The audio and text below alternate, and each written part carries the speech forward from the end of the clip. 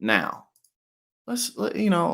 Donald Trump is, as we know, he's in the race. He been announced his presence in the race. You know what I'm saying? And I've talked about how basically I really don't think Ron DeSantis is going to do that well against him.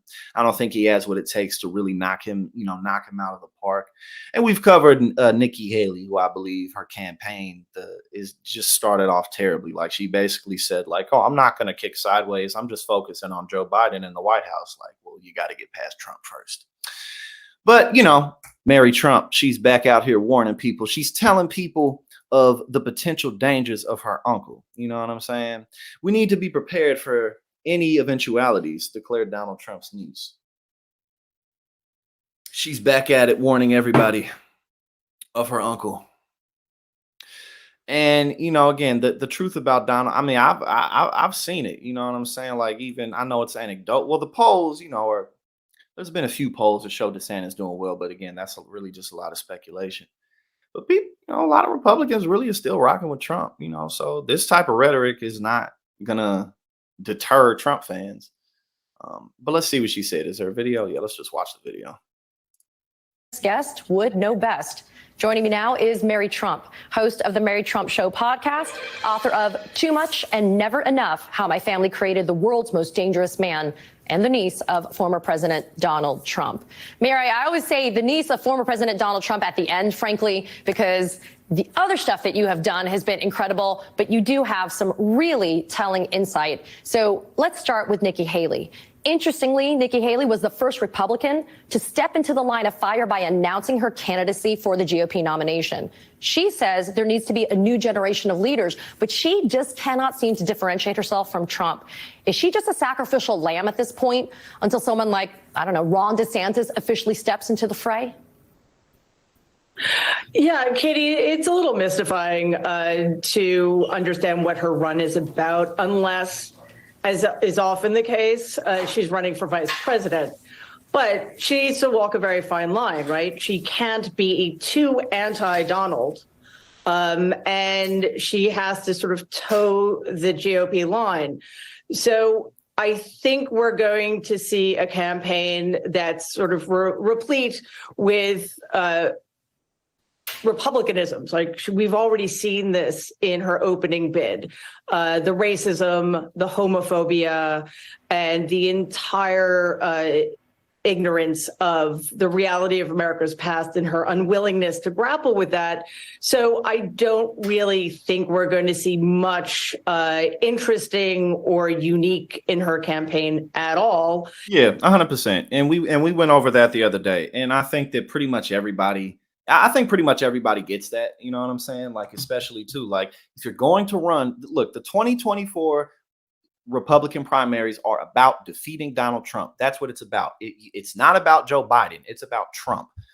So if you're not really going to throw haymakers, then you're not going to do anything. And like she said, Nikki Haley's about to run a very boring campaign. And she knows that she's not going to get in the White House. So it's really of no damage to her great, her broader career. But yeah, no, this is going to be a very milquetoast, very lame, very boring campaign that no one is going to pay attention to.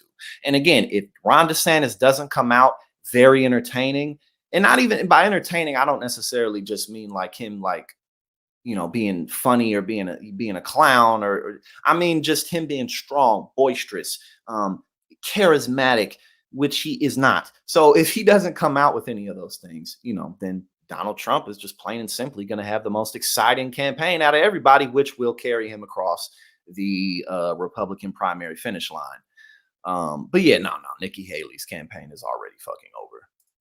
And I think she's also opening the door for other candidates, which would be precisely what Donald wants. He knows that the bigger the field, the better off he is. Mary, the Dominion Voting System's $1.6 billion lawsuit against Fox News for defamation has revealed that even marquee hosts like Tucker Carlson and Laura Ingraham at Fox News didn't actually believe Donald's big lie. Do you think Fox News viewers, who are frankly the ones that are voting for Donald Trump, do you think they're ready to have the scales fall from their eyes finally? No. And quite honestly, Katie, I don't know if they're ever going to hear about what is actually going on with the Dominion defamation case. Why would they? We know that after this information came out, hosts like Tucker Carlson were continuing to peddle the big lie. So unfortunately, unless something significant, beyond the corruption, really seriously, one of the biggest issues that this country faces is our one vote system. Because if the broader conservative base were able, if we had like ranked choice voting or something like that, then people would step away a little bit, but it doesn't matter. Like the big lie and all that doesn't matter, because the only other party is the Democratic Party, and Republicans aren't going to accept Democrats. You feel me? So that's just what it is. it happens. And I believe, Well, not that, maybe some of them will accept someone like Joe Biden, but come on. Glenn Kirshner spoke about this earlier, unless the government is willing to take steps to protect the American people from the lies that are. I'm glad, and I'm glad you said that, Distracted Gardener, because that's 100%. You still see this, you know what I'm saying? Like you still see this. There really hasn't been that much, dip from Trump, because where else are they going to go? Are peddled from by outfits like Fox. We're going to continue to be in this very dangerous place where almost half of the country is being lied to and being told that their rights are being taken away from them, when in fact the opposite is true. Yesterday, the Michigan GOP chose election denier and former Secretary of State candidate Kristina Karamo to be their state party chair. Far-right extremist and Trump loyalist, Karamo made headlines for her wild and very bizarre claims about the exorcism of demons and how evolution was a fraudulent theory. Demons in what'd she say? Exorcism? Yep, absolutely. I mean, we laugh and we chuckle, but the reality is, Mary, what is this telling you about the current state of the battle for our democracy? I mean, we saw Trump fail with his primary candidates that he was pushing in the last midterms, but then you see somebody like this, who's a Trump loyalist, and she won the state party chair in the state of Michigan. It tells us that the fight is far from over and democracy continues to hang in the balance. We can't let down our guard, which I think was the impulse after President Biden was thankfully elected in 2020, because look where we are now. Although people who were there. Go ahead and light that blunt up, Kristina, because I'm finna light up the blunt, and I'm finna take a hit of the bomb, because we finna watch a video, and it's probably gonna be a pretty good video. I'm gonna say the surprise. On January 6th have been indicted and convicted and sentenced. The people who were in charge of organizing and inciting the insurrection are running for president, right? Absolutely. So there needs to be more pushback. As long as Republicans feel they love that poison. Becoming more and more extreme is the only road to power, that's the road they're going to continue to go down. And that is going to make the situation much more precarious for the country as a whole.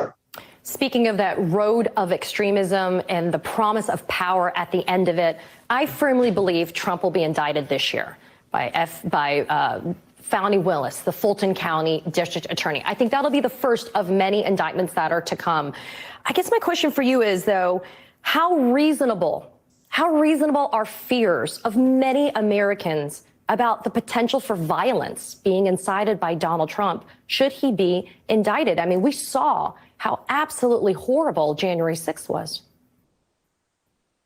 First of all, I appreciate your optimism. I have to be honest. I have my dark days where I'm not entirely sure that indictments are going to come. But if indeed they do, and I agree with you, the first would probably come out of Georgia. Hopefully many more shoes will drop. 1 second. But, in the meantime, we're in a situation where we are sort of in a state of suspended animation.